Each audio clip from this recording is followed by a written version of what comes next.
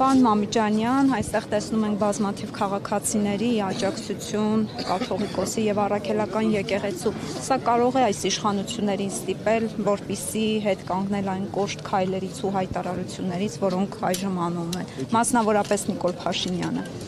Եկեք նախ դիտարկել ձևակերպենք, այս իշխանությունները այնքան չկան, որպեսզի կարողանան հայ առաքելական Սուրբ եկեղեցու հանդեպ կոշտ քայլեր անեն։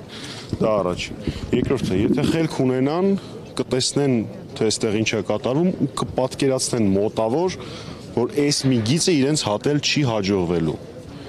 Մեր եկեղեցին դիմացել է շատ տարբեր փորձությունների, շատերն են փորձել այն զավթել ու դարեր շարունակ դա ոչ մեկին չի հաջողվել, հաստատ Փաշինյանին չի հաջողվել։ Իրենք մեծ ասում են, մենք ոչ թե ուզում ենք զավթել, այլ ուզում ենք առողջացնել եկեղեցին։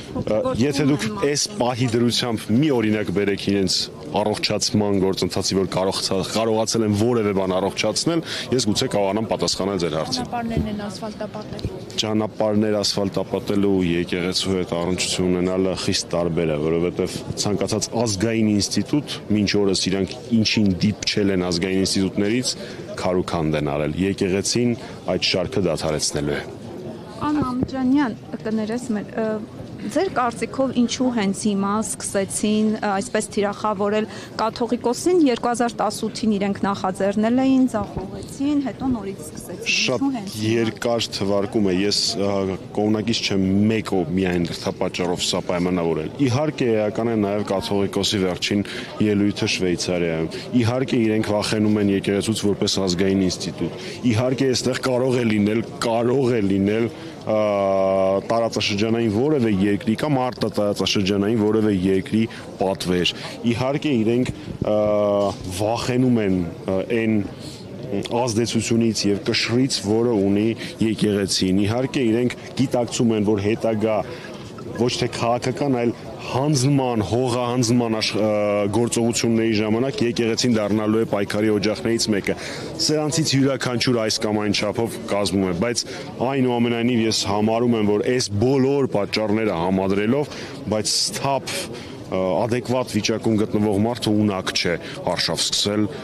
եկեղեցու դեմ։ Այնուամենայնիվ Փաշինյանի այս հայտարարությունները կարող են քաղաքացիական բախումների կամ այրունահետության։ Դա իրենց երազածն է։ Դա իրենց երազածն է։ Մի քանի անգամ այս տարիների ընթացքում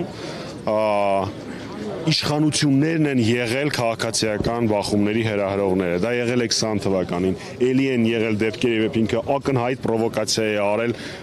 նշանակված ընդդիմադիր միծինգի շրջակայքում նշանակելով իր իբր համակիրների իբր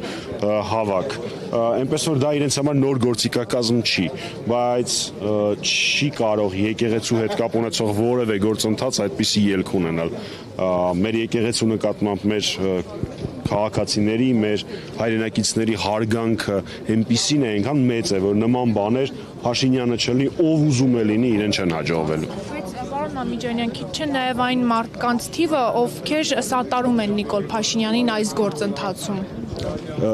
Մի նախադասությամբ եթե թույլ տաք պատասխանեմ, եկեղեցին Աստծունն է, այնպես որ դրա թե ով է լինելու եկեղեցու դեմ բացարձակ էական չի։